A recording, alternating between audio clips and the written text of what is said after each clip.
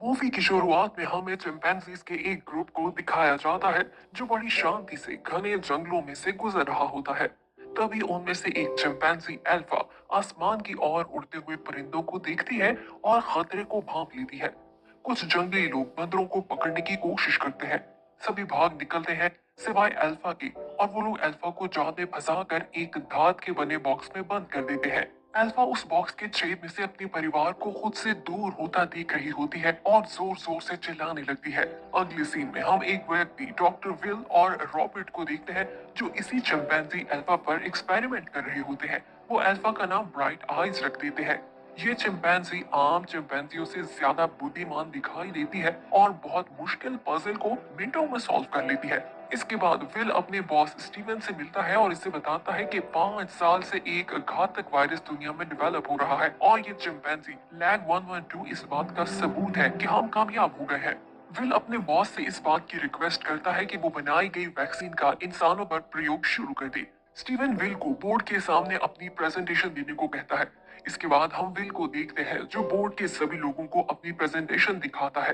वो बताता है कि कैसे उसकी बनाई गई वैक्सीन इंसान के दिमाग को ठीक कर सकती है और अल्जाइमर की बीमारी को खत्म कर सकती है। दूसरी ओर ब्राइट आइज लेब में बेकाबू हो जाती है और अपने केज से बाहर निकल आती है। स्टाफ के लोग इसे कंट्रोल करने की कोशिश करते हैं और जैसे ही चिंपैंजी फ्रैंकलिन की ट्रैंकुलाइजर गन को देखती है तो वहां से भाग निकलती है। उधर विल प्रेजेंटेशन में सभी लोगों को ये बता रहा होता है कि उसकी वैक्सीन का सिर्फ एक ही साइड इफेक्ट है कि आंखों का रंग ग्रीन हो जाता है। तभी अचानक ब्राइट आइज वहां आ जाती है और काफी घबराई हुई हालत में प्रेजेंटेशन की स्क्रीन को तोड़ते हुए रूम के बीचों बीच आ जाती है। उनमें से एक व्यक्ति उस पर गोली चलाता है। सभी लोग काफी ज्यादा डर जाते हैं और इस चिंपैंजी की यहीं पर मौत हो जाती है। इस घटना की वजह से स्टीवन सारे टेस्ट सब्जेक्ट्स को लैब से बाहर ले जाने को कहता है। फ्रैंकलिन स्टीवन को कन्विंस करने की कोशिश करता है, लेकिन स्टीवन उसे कहता है कि इसे सिर्फ अपने बिजनेस की परवाह है। इसके बाद वो स्टीवन से कहता है कि उसे इस वैक्सीन को डेवलप करने को कंटिन्यू रखना चाहिए, लेकिन स्टीवन इस बात से इनकार कर देता है। अगले सीन में विल को ब्राइट आइज के केज में एक नवजात चिंपैंजी दिखता है। यहाँ पर विल को रियलाइज होता है कि ब्राइट आई सिर्फ अपने बच्चे की सुरक्षा कर रही थी, इसीलिए उसने सभी पर अटैक किया था। इसके बाद फ्रैंकलिन इस नन्हे चिंपैंजी को विल के हाथ में थमा देता है। विल इस चिंपैंजी को अपने साथ ले जाने को तैयार हो जाता है। अगले सीन में हम विल को अपने घर में देखते हैं जहाँ वो अपने पिता चार्ल्स को देखता है जो पियानो बजाने के लिए संघर्ष कर रहा होता है और ठीक से पियानो नहीं बजा पाता। तभी विल बॉक्स में से उस नन्हे चिंपैंजी को निकाल कर दिखाता है। इसके बाद हम देखते हैं कि चिंपैंजी के रोने से विल की आंख खुलती है। विल चिंपैंजी को नहलाने के लिए बाथ रेडी करता है और अपने प्रोजेक्ट के फ्यूचर के बारे में सोचकर परेशान दिखाई देता है। तभी नन्हा चिंपैंजी विल की फिंगर को पकड़ लेता है, जिसे देखकर विल के अंदर एक नई उम्मीद जागती है। अगले दिन विल और इसके पिता इस बंदर को देखकर सरप्राइज हो जाते हैं कि वो अपने फीडर को पकड़कर दूध पीने लगा है। हालांकि ये चिंपैंजी सिर्फ एक दिन का होता है। विल बंदर की आंखों में देखता है और इससे पता चलता है कि इसकी आंखों का रंग ग्रीन है। विल के चेहरे पर एक मुस्कान दिखाई देती है और इसे अंदाजा हो जाता है कि नन्हे चिंपैंजी में भी उस वैक्सीन का असर मौजूद है। इसके बाद मूवी में हमें 3 साल के बाद का समय दिखाया जाता है जहां हम देखते हैं कि चिंपैंजी बड़ा हो गया है और विल इसका नाम सीजर रख देता है और वो काफी ज्यादा एक्टिव होता है और इंसानों की तरह बिहेव करता है और पूरे घर में उछल कूद करता हुआ वापस आकर अपने एटिक की खिड़की के पास बैठ जाता है और शीशे से बाहर की दुनिया का नजारा लेता है क्योंकि उसे बाहर जाने की अनुमति नहीं होती। विल सीजर को साइन लैंग्वेज में सिखा देता है। सीजर पजल को भी सॉल्व कर लेता है, यहाँ तक कि वो शतरंज खेलना भी सीख लेता है। वो सीजर की रोजाना ट्रेनिंग करता है। इसके बाद हमें दिखाया जाता है कि विल का पिता चार्ल्स हॉस्पिटल में नर्स से लैब छीन रहा होता है क्योंकि वो इस लैब को तोड़ना चाहता है। नर्स ये कहते हुए वहां से चली जाती है कि इसके पिता को एक नर्सिंग होम में होना चाहिए। ये देखकर विल लैब से उस वैक्सीन के नमूनों को चुराने का फैसला करता है और अपने पिता को वैक्सीन चुपके से इंजेक्ट कर देता है। सीजर ये सब कुछ देख रहा होता है। अगले दिन जैसे ही विल नीचे आकर देखता है तो उसे पियानो बजने की आवाज सुनाई देती है और वो देखकर हैरान हो जाता है कि उसके पिता की मानसिक शक्ति पहले से भी ज्यादा स्ट्रॉन्ग हो गई है। विल अपने पिता की आंखों को चेक करता है। दूसरी ओर सीजर खिड़की में से बाहर खेलते बच्चों को देखता है और खुली खिड़की में से बाहर निकल जाता है। विल का पड़ोसी और एक नन्ही लड़की इस बंदर को देख लेते हैं। वो पड़ोसी बेसबॉल बैट लिए बंदर को मारने के लिए आगे बढ़ता है। सीजर इस एग्रेसिव आदमी को रोकने की कोशिश करता है। ठीक समय पर विल सीजर को बचा लेता है, लेकिन सीजर घायल हो जाता है। इसके बाद सीजर को क्लिनिक लाया जाता है जहां हम कैरोलिन को देखते हैं जो कि एक जू की वेट होती है। कैरोलिन ये देखकर हैरान हो जाती है कि सीजर साइन लैंग्वेज जानता है। विल कैरोलिन को बताता है कि ये कह रहा है कि हमें डिनर के लिए एक साथ जाना चाहिए। इसके बाद हम कैरोलिन को विल के घर में देखते हैं जहां वो विल की तारीफ करती है कि उसने सीजर के रहने के लिए बहुत अच्छा माहौल बनाया है। समय गुजरने के साथ विल और कैरोलिन काफी अटैच हो जाते हैं। कैरोलिन विल से कहती है कि उसे बंदर पसंद है लेकिन वो इनसे डरती भी है क्योंकि समय के साथ ये काफी एग्रेसिव और शक्तिशाली हो जाते हैं। वो एडवाइस देती है कि सीजर को बाहर की आदत भी डालनी चाहिए। फिर हम देखते हैं कि सभी लोग सीजर को घने जंगल में ले आते हैं। विल सीजर की चेन खोल देता है ताकि वो जंगल में आजाद घूम सके। सीजर विल से जंगल में जाने की आज्ञा लेता है। कैरोलिन विल को बताती है कि तुम्हें इसके हाथ पर हाथ रखकर इसको परमिशन देनी होगी। विल ऐसा ही करता है। इसके बाद सीजर घने जंगलों में भागने लगता है और दरख्त पर चढ़ने लगता है। विल सीजर को इसकी असली जगह पर जाता हुआ देख काफी खुश दिखाई देता है। मूवी में 5 साल का समय गुजार दिया जाता है जहां हम सीजर को पेड़ की ऊंचाई पर चढ़ता हुआ देखते हैं जहां से वो सैन फ्रांसिस्को की स्काई लाइन को देख रहा होता है। विल और कैरोलीन प्रेमी बन जाते हैं। सीजर ये देखकर जलने लगता है क्योंकि कैरोलीन सीजर का वो समय भी ले लेती है जो वो विल के साथ बिताया करता था। सीजर उनके प्राइवेट मोमेंट को डिस्टर्ब कर देता है और छेड़ने का बहाना करने लगता है। वापस जाते समय एक कुत्ता सीजर पर बुरी तरह से भौंकने लगता है। गुस्से में आकर सीजर इस कुत्ते को डरा देता है जिससे वो खामोश हो जाता है। इसके बाद सीजर विल से पूछता है कि क्या वो इसका पेट है, जिस पर विल बताता है कि नहीं, वो इसका बेटा है। सीजर विल के इस जवाब से सेटिस्फाई नहीं होता, इसलिए विल सीजर को इस लैब के बाहर ले आता है और इसे सारी सच्चाई बताता है कि कैसे यहाँ उसकी माँ के साथ एक्सपेरिमेंट किया गया और इसे वो वैक्सीन दी गई और इसे मार दिया गया, और इसके बाद वो कैसे सीजर को अपने घर ले आया और उस वैक्सीन का असर आज भी उसके शरीर में मौजूद है। इसके बाद विल और कैरोलीन इस बात पर चर्चा कर रहे होते हैं कि सीजर पर ये प्रयोग करके वो कैसे मानव जाति के लिए अच्छा काम करने वाले हैं। दोनों के बीच आर्ग्यू हो रहा होता है और सीजर ये सब कुछ अपने एटिक में बैठकर सुन रहा होता है। सीजर सारी सच्चाई जान जाता है और इसे अपने वजूद को देखकर अजीब सा लगने लगता है। अगली सुबह सीजर ब्रेकफास्ट में खाना खाने से इनकार कर देता है। तभी सीजर ये बात नोटिस करता है कि विल के पिता ने नाश्ता करने के लिए फोक को उल्टा पकड़ा हुआ है। सीजर इस फोक को सीधा करके विल की ओर देखता है और दोनों चार्ल्स को देखकर परेशान दिखाई देते हैं। लैब में विल अपने पिता के ब्लड का टेस्ट करता है और इसे मालूम होता है कि इसके पिता के ब्लड में ऐसे एंटीबॉडीज बन रहे हैं जिससे दवाई का असर खत्म हो रहा है। दूसरी ओर विल का पिता जॉन, जिसकी मानसिक हालत ठीक नहीं दिखाई दे रही होती, घर से बाहर आ जाता है और गलती से पड़ोसी की गाड़ी में बैठकर इसे स्टार्ट कर बैठता है। गाड़ी टकरा जाती है। पड़ोसी ये देखते ही विल के पिता को बाहर निकालता है। चार्ल्स नहीं जानता कि वो कैसे इसकी गाड़ी में बैठ गया। सीजर ये सब कुछ खिड़की से देख रहा होता है। वो पड़ोसी चार्ल्स की ओर उंगली करके इस पर चिल्ला रहा होता है। सीजर से ये बात बर्दाश्त नहीं होती। वो खिड़की से कूदकर बाहर आ जाता है और पड़ोसी पर चढ़ बैठता है और इसे पीटने लगता है। हंसकर भागने की कोशिश करता है लेकिन सीजर इस पर जंप करके इसकी उंगली ही चबा डालता है। चार्ल्स सीजर को ऐसा करने से रोकता है। सीजर को अपने किए पर पछतावा होने लगता है और वो चार्ल्स के करीब आ जाता है। सभी पड़ोसी ये देखकर काफी ज्यादा डर जाते हैं। सीजर के ऐसा करने पर पड़ोसी द्वारा कंप्लेन कर दी जाती है और जानवरों को पकड़ने वाली कंपनी के कुछ लोग इसे पकड़कर वहां से ले जाते हैं।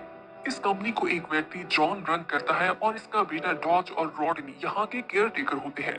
अगले सीन में विल जॉन से कहता है कि सीजर आज तक कभी भी दूसरे बंदरों के साथ नहीं रहा। जॉन बताता है कि उसे समय लगेगा लेकिन बाद में वो घुल मिल जाएगा। सीजर नई और बड़ी जगह को देखकर काफी एक्साइटेड हो जाता है लेकिन कुछ ही देर बाद उसकी एक्साइटमेंट खत्म हो जाती है ये देख कर के विल उसे छोड़कर जाने वाला है। वो शीशे की दूसरी ओर विल को रोकने की कोशिश करता है और काफी भावुक दिखाई देता है लेकिन विल उसे एश्योर करवाता है कि वो इससे जरूर मिलने आएगा। इसके बाद रात के समय डॉज सीजर को एक पिंजरे में बंद कर देता है जहां सीजर देखता है कि और भी बहुत सारे बंदर पिंजरों में कैद हैं और चिल्ला रहे हैं और ये बंदर उसकी तरह स्मार्ट नहीं बल्कि बेवकूफ है। दूसरी ओर विल सीजर को आजाद करने की रिक्वेस्ट करता है लेकिन क्लर्क उसकी बात नहीं मानती।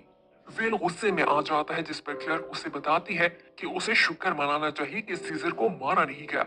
वो विल को इंतजार करने को कहती है। इसके बाद विल जैसा ही अपने घर जाता है तो अपने पिता को निराश देखता है। चार्ल्स सीजर के जाने से उदास होता है। विल अपने पिता से बात करने की कोशिश करता है लेकिन वो इसका जवाब नहीं देता। विल को पता चलता है कि वैक्सीन का असर खत्म हो गया है और इसका पिता पहले से भी ज्यादा बीमार है। विल इस सिचुएशन को देखते हुए काफी परेशान हो जाता है और वो फिर से वैक्सीन को बनाने की सोचता है। इसके बाद वो लैब में जाता है और स्टीवन को वायरस के लिए नई वैक्सीन पर एग्री कर लेता है। उधर जू में सीजर को बहुत ही बुरा खाना खाने को मिलता है और वो इस खाने को डॉज पर फेंकता है। डॉज को गुस्सा आता है और वो सीजर पर होजिंग गन से पानी फेंकता है। डॉज के जाते ही सीजर पानी से भीगा हुआ फ्लोर पर पड़ा दिखाई देता है। सीजर को अपने घर की याद आने लगती है। वो अपने घर की एटिक वाली खिड़की दीवार पर बनाता है और इस पर अपना सर रख लेता है ताकि उस जगह को अपने घर जैसा महसूस कर सके। दूसरी ओर लैब में नई वैक्सीन बनाने के लिए बंदरों को लाया जाता है और इनमें सब बुद्धिमान बंदर कोबा को वैक्सीन के लिए चुना जाता है। इस प्रोसेस में कोबा का हाथ फ्रैंकलिन के मास्क पर लग जाता है जिससे इसका मास्क उतर जाता है और वैक्सीन हवा द्वारा इसकी सांस में चली जाती है। दूसरी ओर जू में सीजर का सामना जू के बाकी बंदरों से होता है, जहां एक बहुत ही बदमाश बंदर रॉकेट सीजर पर हमला करता है। सीजर इससे दूर भागने के लिए पेड़ पर चढ़ जाता है लेकिन रॉकेट इसे नीचे गिरा देता है। अभी रॉकेट सीजर को मारने ही वाला होता है कि डॉज ट्रैंकुलाइजर की मदद से दोनों को बेहोश कर देता है। इधर लैब में स्टीवन ये देखकर हैरान हो जाता है कि कोबा बोर्ड पर स्टीवन का सरनेम यानी जैकब लिख रहा है। इसके बाद कोबा पर और भी बहुत सारे प्रयोग किए जाते हैं। तभी अचानक फ्रैंकलिन छींकने लगता है और इसके छींकने से ब्लड निकलने लगता है। उसी रात सीजर जू में एक दूसरे बंदर मॉरिस को देखता है जिसे साइन लैंग्वेज आती है। सीजर साइन लैंग्वेज में इससे पूछता है कि इसे ये जुबान कैसे आती है, जिस पर वो एक्सप्लेन करता है कि उसे ये सर्कस में सिखाई गई थी। इसके बाद दोनों देखते हैं कि इंसान लैब के लिए एक और बंदर को ले जा रहे होते हैं। मॉरिस सीजर को कहता है कि उसे होशियार रहना चाहिए क्योंकि इंसान स्मार्ट एप्स को पसंद नहीं करते। अगले सीन में हमें दिखाया जाता है कि विल सीजर से मिलता है। सीजर विल को देखकर काफी इमोशनल हो जाता है। विल को पता चलता है कि सीजर को चोट पहुंचाई गई है जिसका जिम्मेदार वो डॉज ठहराता है। वो डॉज को धकेलता है, तभी वहां जू का मैनेजर आ जाता है और इसे ऐसा करने से रोक देता है और विल को बताता है कि उसे सीजर को यहाँ से ले जाने के लिए कोर्ट के ऑर्डर्स चाहिए होंगे। विल सीजर से कहता है कि वो इसको अभी यहाँ से नहीं ले जा सकता और उसको बाद में लेने आएगा। सीजर ये जानते ही गुस्से में आ जाता है और इसे धोखा महसूस होने लगता है और वो वापस केज में जाकर अपने घर की बनाई हुई एंटी की ड्राइंग को मिटा देता है। इसके बाद चिंपैंजीज को एट्रियम में डाला जाता है जहां सीजर पेड़ पर चढ़कर नोटिस करता है कि एक सीढ़ियां ऊपर की ओर जा रही है, जहां पे एक बड़ा सा केज है और वहां पर गोरिल्ला को कैद करके रखा गया है जिसे कभी भी बाहर नहीं निकाला जाता। ये देखने के बाद सीजर बाहर का नजारा लेता है और शहर की स्काई लाइन को देखने लगता है। उसी रात डॉज अपने कुछ दोस्तों को जू में लेकर आता है और एप्स को करंट लगाकर अपने दोस्तों का मनोरंजन करता है। उनमें से एक दोस्त सीजर के करीब आ जाता है। सीजर इसे गिरेबान से पकड़ लेता है और चुपके से इसका चाकू चुरा लेता है। इसके बाद सीजर इस चाकू से इस केज को खोल लेता है। बोरिस सीजर को वहां से एस्केप होते देख लेता है। इसके बाद सीजर उस गोरिल्ला बग केज को खोल देता है और उसे बाहर आने को कहता है। गोरिल्ला बाहर नहीं आता लेकिन तभी अचानक वो दौड़ लगाकर बाहर निकलता है और आजादी का जश्न मनाने लगता है और सीजर की ओर देखकर इसका धन्यवाद करता है। इसके बाद सीजर रॉकेट को उसके केज से निकाल लेता है। वो गोरिल्ला को बाहर देखकर हैरान हो जाता है। सीजर रॉकेट को पीटता है और इसे मुकाबले के लिए चैलेंज करता है। सभी बंदर इसे देख रहे होते हैं। रॉकेट के पास और कोई चारा नहीं होता कि वो सरेंडर कर दे, इसलिए वो हाथ आगे बढ़ाकर सीजर को अपना नया अल्फा मान लेता है। इसके बाद एक रात वेल अपने पिता चार्ल्स से मिलता है और इसका हाथ थाम कर इसे बताता है कि वो इसे फिर से वैक्सीन लगाएगा, लेकिन उसका पिता इस बात से इनकार कर देता है। हाथ थामे रात गुजर जाती है और सुबह विल को पता चलता है कि उसके पिता की मौत हो चुकी है। फ्यूनरल के बाद विल को अपनी और सीजर की तस्वीर मिलती है। उसकी गर्लफ्रेंड कैरोलिन कहती है कि उसे इस बात को मान देना चाहिए कि कुछ चीजें बदलने के लिए नहीं बनी है। इसके बाद वो लैब में जाता है और उसे पता चलता है कि स्टीवन जल्द ही वैक्सीन को बाजार में बेचने लगा है। विल बताता है कि इस वैक्सीन से इंसान बीमार हो सकता है और बताता है कि उसने अपने पिता को भी ये वैक्सीन लगाई, लेकिन स्टीवन कहता है कि अगर तुमने मेरे मामले में टांग अड़ाने की कोशिश की तो तुम्हारी जॉब जा सकती है। विल ये सुनकर वहां से चला जाता है। इसके बाद हमें दिखाया जाता है कि फ्रैंकलिन की हालत और भी खराब होने लगती है और वो विल के घर मदद के लिए जाता है, लेकिन रास्ते में उससे उनका पड़ोसी मिल जाता है और वो इन पर छींक देता है, जिससे ब्लड उनके कपड़ों और चेहरे पर लग जाता है। अगले सीन में विल जू कीपर को रिश्वत देकर सीजर को आजाद करवा लेता है, लेकिन जैसे ही वो सीजर से मिलने केज में जाता है तो सीजर उससे मिलने से इनकार कर देता है और केज को वापस बंद कर देता है, जिससे बात साफ हो जाती है कि वो अब विल पर भरोसा नहीं करता और इस केज में ही रहना चाहता है। रात होते ही सीजर बाकी बंदरों के साथ मिलकर प्लान बनाता है और सभी को बिस्किट देकर उनका भरोसा जीतता है। जैसे ही अगले दिन सभी बंदर आश्रम में बैठे होते हैं तो मॉरिस सीजर से पूछा है कि तुम ये सब क्यों कर रहे हो। उस पर सीजर बताता है कि एकजुट होकर हम मजबूत हो जाएंगे और कोई भी हमें तोड़ नहीं पाएगा।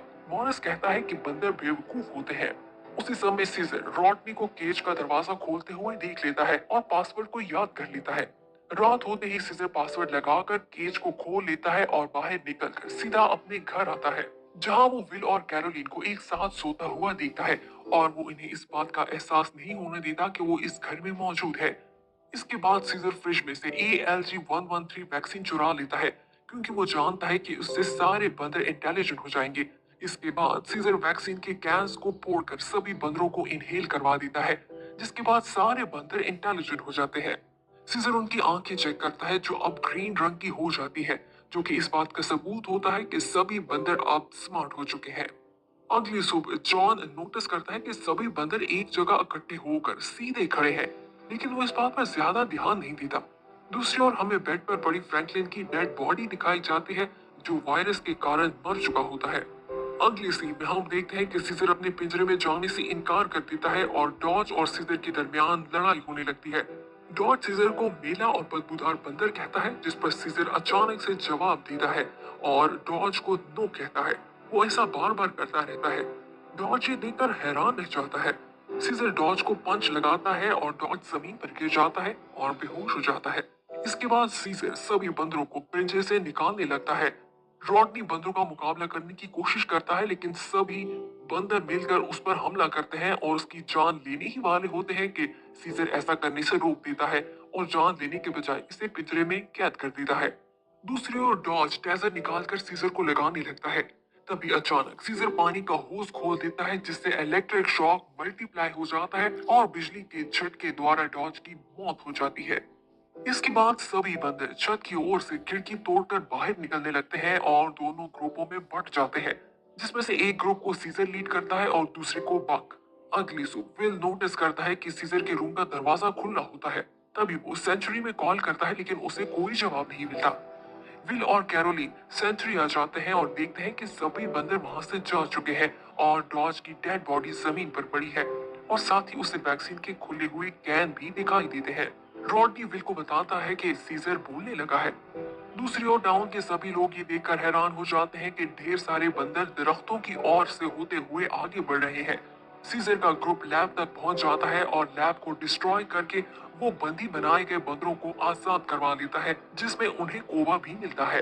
इसके बाद स्टीवन को कॉल आती है कि वैक्सीन के असर द्वारा फ्रैंकलिन की मौत हो चुकी है।